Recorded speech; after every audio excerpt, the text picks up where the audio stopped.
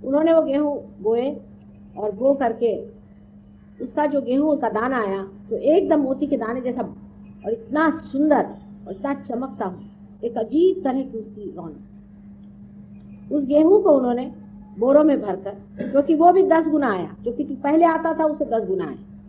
उसके बाद उस गेहूं को बो करके उन्होंने जब उसको देखा कि इतना ज्यादा बह गया है, तो उन्होंने उसमें से सोचा कि कुछ इसमें से गेहूं बीज के लिए रख दिया जाए।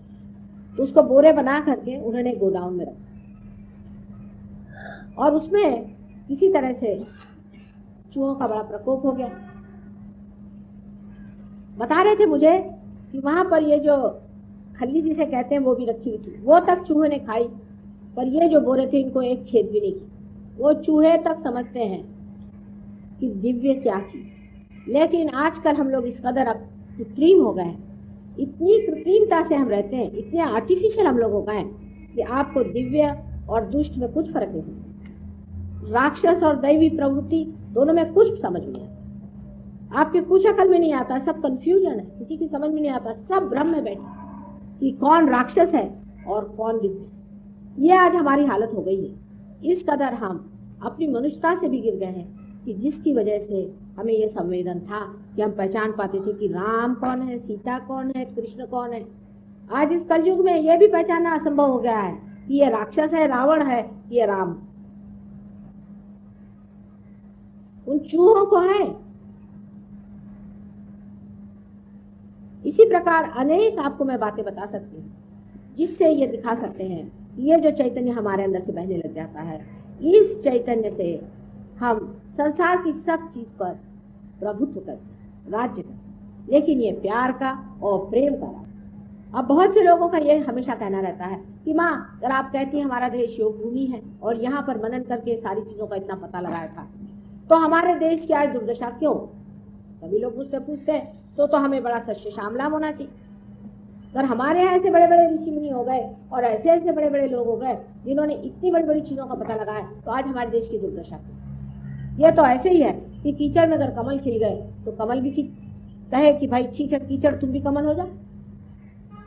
ये तो हम लोग कीचड़ है ही, ऐसा लगता है मुझे। हम लोगों ने कुछ किया है इसके मामले में, ये सोचना चाहिए। आज भारतवर्ष में ऐसे कितने लोग होंगे जिन्होंने आदि शंकराचार्य ने क्या किताबें लिखी ये भी जानते हैं। शैली, कीट्स, ये वो दुनिया भर के फालतू लोग, ये वायरन लोग जिनका नाम सुबह शाम तक लीजिए तो गंगा जी स्नान करना पड़ेगा। इतने गंदे चरित्र के लोग हैं।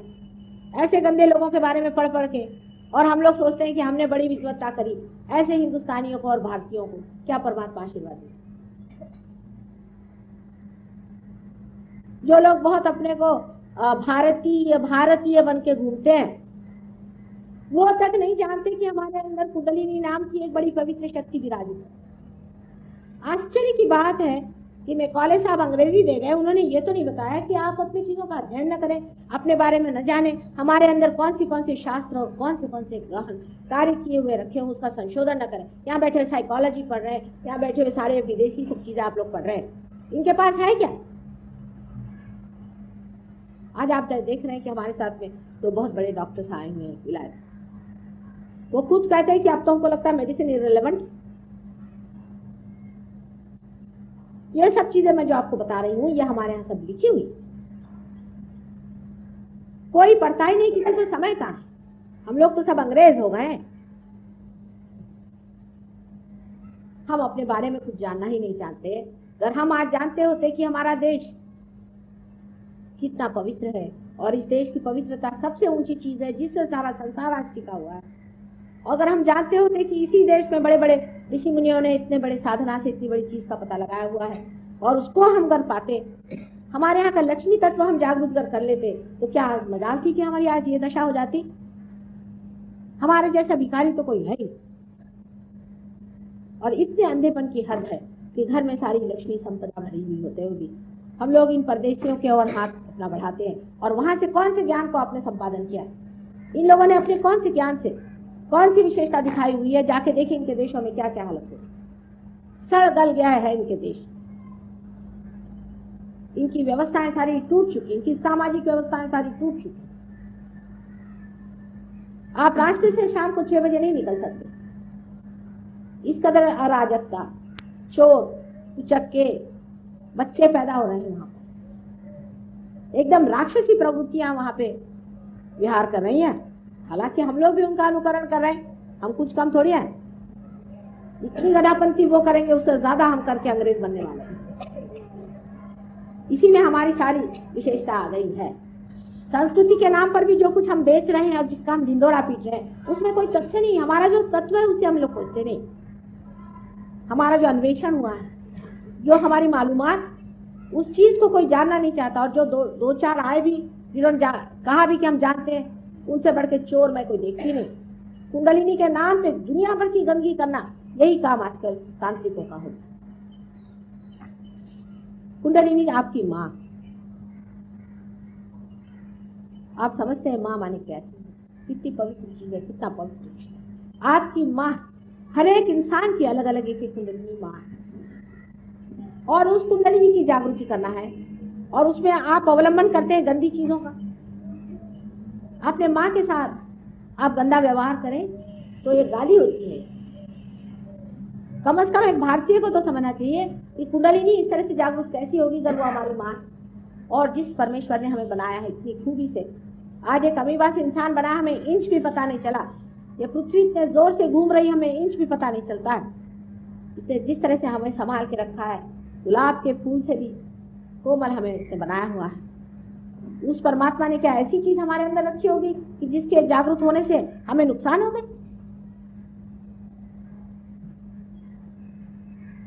उसके बारे में कुछ भी जानना दकियानुसी हो गया। इस तरह की उल झलूल हालत है। जबकि एक तरफ धर्मांधता खड़ी, कबीर ने ललकारा, नानक ने ललकारा है, तुकाराम ने ललकारा है, ज्ञानेश्वर ने कहा हुआ, किसने नहीं कहा कि धर्मांधता परमात्मा नहीं? तो उनको पकड़ पकड़ के सूली पे चढ़ा। इसी देश में लोगों को सता, सरमत को आपको मालूम है, उसकी गर्दन करता है। और आज भी यही हालत है। हमें वो लोग अच्छे लगते हैं जो कुछ सर्कस दिखाए, थोड़े बड़े बेवकूफ बनाए, और वो लोग बहुत अच्छे लगते हैं जो थोड़ा बहुत आपसे रुपया पैसा लें। क्योंकि माता जी कहती कि मुझे आप क्या दोगे बेटे, मैं तुम्हारी माँ हूं, ऐसी बात नहीं करना, तो माँ नहीं पसंद है। अगर आप किसी को 2-4 पैसे से खरीद सके तो आपका अहंकार भी तृप्त होता है, इसलिए आपको ऐसे लोग पसंद आते हैं। और वो अच्छे आराम से आपके अहंकार को तृप्त करके 30-30, 40-40 करोड़ रुपया बना करके आपको बेवकूफ बना करके फिर हो जाएंगे। और आपको बेवकूफ बनना ही अच्छा लगता है तो बेवकूफ बने रहिए, पर कम से कम इसका दोष परमात्मा को नहीं देना चाहिए। इसका दोष मनुष्य का है, विशेषकर भारतीय लोगों का है। इनका चित्त गया कहाँ है? आज भारतीय लोगों का चित्त कहाँ अटका हुआ? पहले तो ठीक था, गुलामी थी, गुलामी की जंजीरें थी, उसे तोड़ना। गुलामी भी नहीं आती अगर हमारा चित्त इधर रहता था। हमारा चित्त रहा 1-2 आदमियों का, 1-2 बेचारे मेहनत करते थे, आत्मा को पाते थे, और वो जैसे ही उस जगह से आए करुणा में अगर आपके सामने आकर कुछ कहना शुरू तो उनकी ताड़ना आप लोगों ने। लेकिन अंग्रेजों के तो गले में आपने हाथ पहनाए, इतना ने उनका बाना भी आपने पहन लिया, और आज भी उनके झंडे फहरा है। अंग्रेजी से मेरा मतलब इंग्लिश लोगों से ही नहीं है, मेरा मतलब है उस सभ्यता से जिसे कि हम पाश्चिमात्य हैं, जो खोखली है, उसके अंदर कोई तत्व या प्रिंसिपल नहीं, ऊट पटांग है भी। बड़े बड़े मैंने शास्त्र वाले देखे वहां। मैं तुमसे पूछती हूँ, आपको मिला? हाँ, सोक्रेटिस का जमाना और था, उन्होंने जो बातें कही वो वहीं के वहीं रह गई, उनको ताक पे रखे। सबने कहा कि चलो परमात्मा नहीं है, यही बात अच्छी है, पीट करके बैठ जाओ, अब आगे बोलो, पहले तो परमात्मा को खत्म करो फिर आगे की बात करो। तो अब क्या पता लगा रहे हैं आप? पत्थर, बिजली का पता लगा दिया, बहुत कमाल कर। क्या फायदा हुआ बिजली का पता लगा कर? अपनी तो आंखें अभी तक खोली नहीं। चंद्रमा पे आप चले गए तो कौन बड़ा भारी कमाल कर दिया आपने। कैंसर की बीमारी तो आप ठीक नहीं कर सकते, लेकिन हम लोग कर सकते, सहयोग से कैंसर की बीमारी हम ठीक कर सकते। इतना रुपया वो लोग खर्च करते हैं, इतना उपद्व्याप करके उन्होंने क्या दिया? शराब,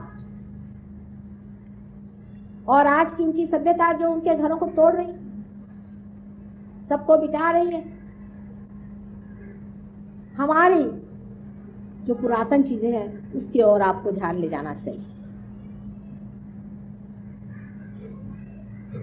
और सोचना चाहिए कि हमारे शरीर के बारे में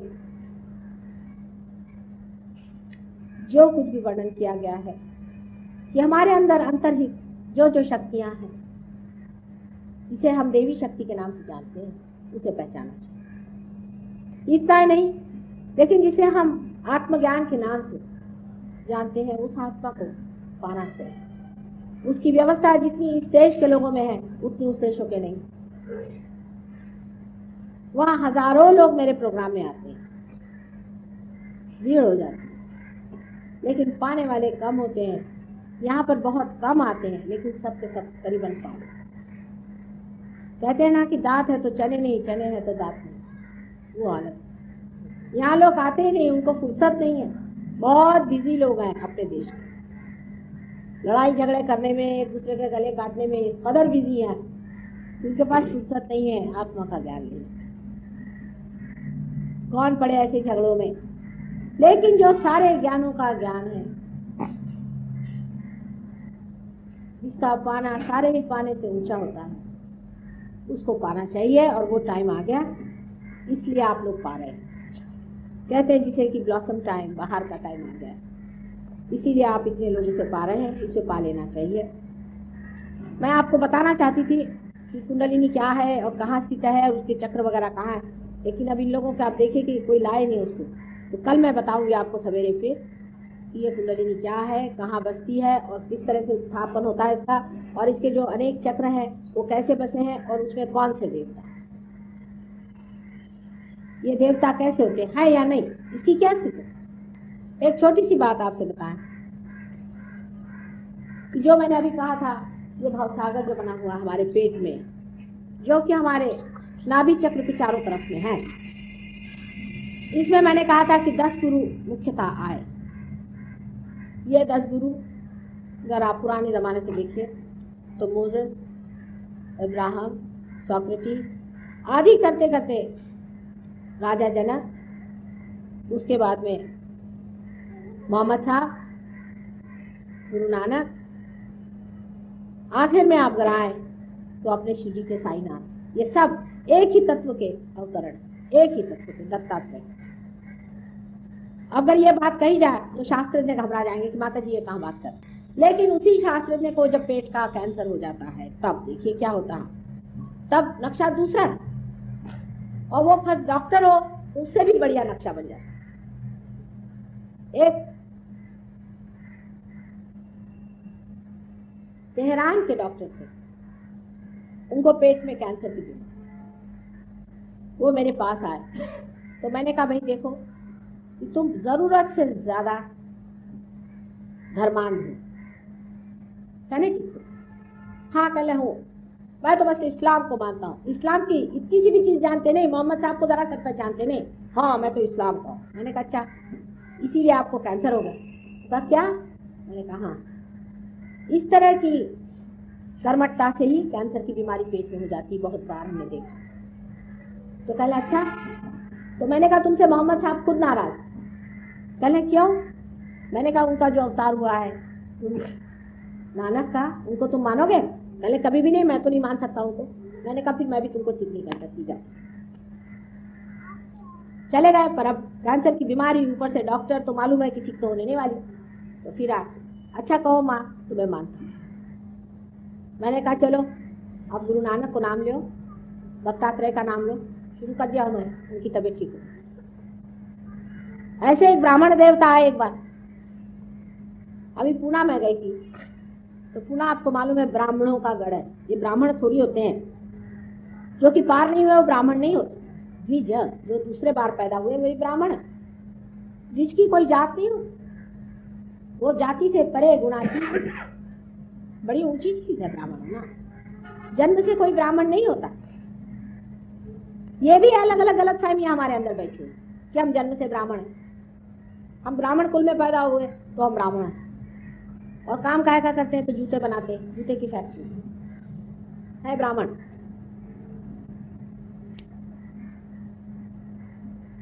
इस पर बहुत बड़ा एक बार वाद विवाद खड़ा हुआ।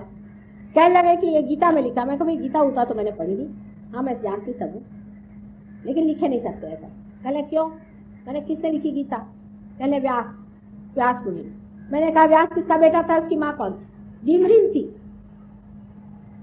और उनका विवाह भी नहीं होता पराशर मुनि से, उससे पैदा होते व्यास मुनि, जिसके बाप का ही पता नहीं ऐसे थे वो व्यास मुनि जिन्होंने गीता लिखी थी। वो क्या ऐसा लिखेंगे कि जन्म से ही ब्राह्मण हो वही ब्राह्मण होता? आप ही बताइए, कोई अपनी पैर पे कुल्हाड़ी मारेगा? वाल्मीकि कौन थे आप जानते हैं? हर जगह जहां जहां अवतार आए हैं आपने देखा है कि कृष्ण जाकर के विदुर के यहाँ साग खाई थी। क्यों खाई? ये नहीं कि उनको खाना नहीं मिलता था, जान करके उन्होंने जाके खा के दिखाया था कि जाति पाति का जो ये ढोंग ढकोसला है ये खत्म होना। राम ने एक भीलनी के मुंह से बेर खाए। आप लोग खा सकते हैं? कोई बूढ़ी भेलनी, गंदी मैली कुचैली कपड़े पहनी हुई, जिसके कि 2 ही दांत बचे हुए हैं, उन दांत को उन बेरों में खोप खोप करके ला दे, आप खाएंगे? आप में से कितने लोग हैं इस बेर को खाएंगे?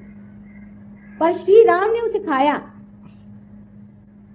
खाया ही नहीं, उसका वर्णन इतना सुंदर है कि खा के कहते हैं कि देखो भाई सब मेरी बेर है, मैं किसी को नहीं देने वाला, ऐसे मैंने कभी खाए नहीं, अमृत तुल्य बेर है।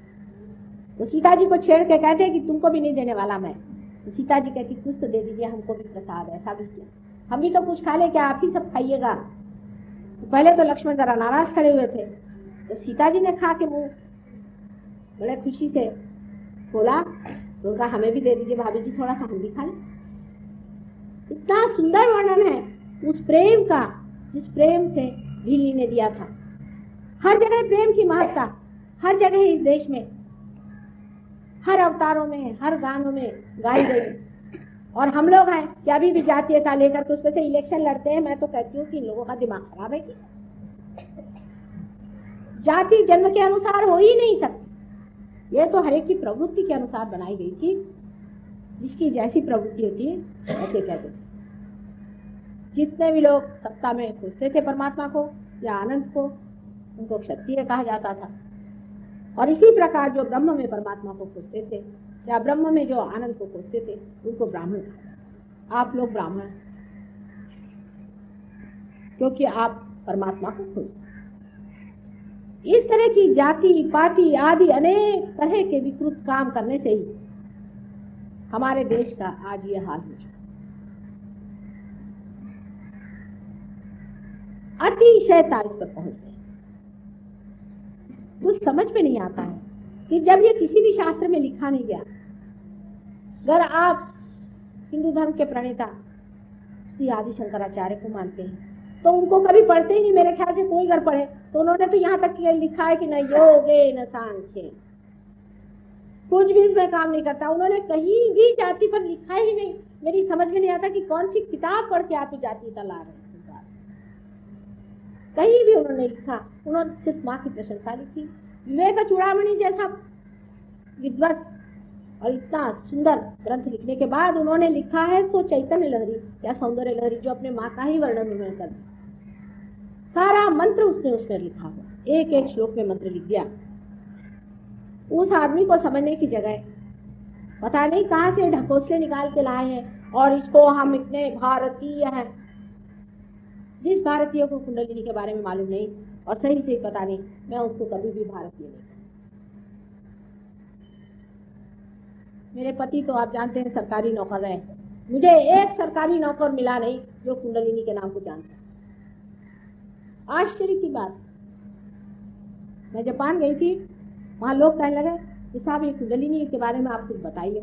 जब मैंने उन्हें उसमें हुई सब जान लो, मुझे आश्चर्य लोग क्यों मुझसे पूछे। कहना आज तक हमें कोई नहीं मिला हिंदुस्तानी जिसने कुंडलिनी नाम मिला जाना। वो तो कुंडली जानते हैं बस हॉरोस्कोप, पर कुंडलिनी कोई नहीं जानता। और इसका जो शोध है, इसकी जो खोज है, ये आपके सारे संसार के एटम बॉम्ब दुनिया भर की सब चीजों से ऊंची खोज। इससे सारा ही ट्रांसफॉर्मेशन इंसान का हो जाता है। इतनी डायनामिक है, इतनी प्रचंड इसकी शक्ति है लक्ष्मी तत्व को जागरूक करने के लिए। कुंडलिनी के सिवाय कोई मार्ग ही नहीं। बाह्य से जरूर इन देशों ने उन्नति कर ली है, लेकिन अंदर खोखले हो चुके हैं। हम लोगों ने बाह्य से तो उन्नति नहीं की और अंदर की जो कुछ चीजें हैं उसको भी जाने। अगर हम जागरूक हों उन शक्तियों के प्रति जिसका पता बहुत सालों पहले लग चुका है, जिसको सिर्फ जानना मात्र है, तो वो दिन दूर नहीं कि सारा संसार इससे सुख प्राप्ति करे, इससे आनंद लुटेगा।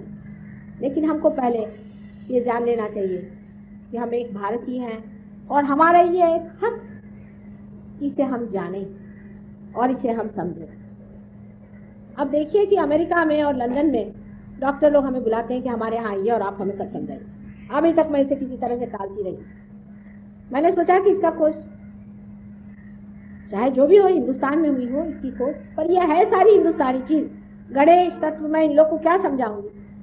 और यहाँ मैं डॉक्टरों से कहती हूँ, मेरे 3 बार लेक्चर कर चुकी, बस उसमें लिखते बैठे रहते पता नहीं क्या। लेकिन मैं कहती हूँ पहले पार हो जाओ तो समझ में आएगा, तो पार नहीं होते। बीमार हो तो पेशेंट भेज देते हैं, करें क्या इन लोगों से। और ऊपर से अब मुझसे कहते हैं कि आप सब स्टैटिस्टिक्स बना के लिखो किस किस को आपने ठीक किया। अब मुझे और कोई धंधा नहीं रहा। मैंने कहा तुम लोग नहीं समझ सकते, तुम मर्सिनरी हो, मैं कोई पैसे के लिए काम नहीं करती। ये प्यार की बात है, तुम्हारी समझ में नहीं आए।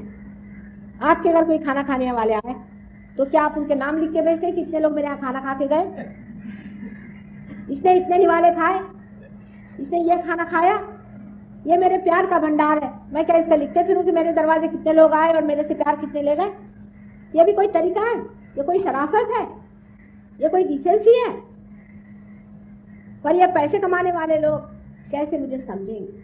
हाँ, अगर उस जमाने के वैद्य होते तो समझ सकते कि ये प्यार की बात। प्यार में हम बांट रहे हैं, जिसको लेना हो ले, जिसको समझना है समझ लो। ये सब चीज मुफ्त, ये पूरी तरह से मुफ्त चीज है। प्यार जो है इतना मूल्यवान है कि उसकी कोई भी कीमत आप लगा नहीं सकते, उसका कोई भी मूल्य आप दे नहीं सकते। उसका सिर्फ आनंद उठाने की बात है। और मैंने कहा आप मेरा सारा मजाक एक तरह करा है, मुझे इस तरह की बातें मत सिखाइए कि स्टेट स्टैटिस्टिक्स बनाइए। मैंने कहा कोई मैंने आपको यहाँ पे ऑडिटर बनाया हुआ, क्या आप आकर के हर एक चीज का हिसाब किताब लिखाइए कि कितने लोगों को ठीक किया, कितनों की बीमारी ठीक करी, क्या किया। मैं तो कभी किसी के पेपर्स भी नहीं जा सकती, मैं नाम तक नहीं पूछती हूँ। अभी आप जानते हैं सवेरे वो मल्टीपल स्क्लेरोसिस की लड़की आई थी, उसका मैं नाम भी नहीं जानती और वो ठीक हो गई। बस वो आके बैठ गई, चलो ठीक हो गई, काम खत्म। इसका नाम जानने की कौन सी बात है? क्या गंगा जी सबके नाम लिखते बैठती, कितनों ने उसके आंचल से पानी चुराया? इन लोगों को ये बात समझ में नहीं आ सकती, क्योंकि ये बारीकी, ये सुंदरता इन लोगों में नहीं, ये समझ नहीं सकते। बहरहाल जो भी हो, आप में से जितने लोग समझ लें और इसे पालें उतना ही मेरे लिए बहुत है। यही मेरे धन्य भाग है कि इतने लोग बैठ करके इसे लेने के लिए इस देश में अभी भी मंजूर हैं और आ रहे हैं। पर तो भी एक बड़ी भारी मैं बात आपसे कहूँ, आज भी मैंने कहा कि महाराष्ट्र में गांव में मैं काम करती हूँ और गांव में काम जोरों में होता है। यहाँ पर भी मैंने देखा है, जैसे देहरादून में गई थी, देहरादून में लोगों में बड़ी संवेदना है। इसी तरह से यहाँ के गांव में जब मैं काम शुरू करूँगी तो मैं जानती हूँ बहुत जोरों में काम होगा।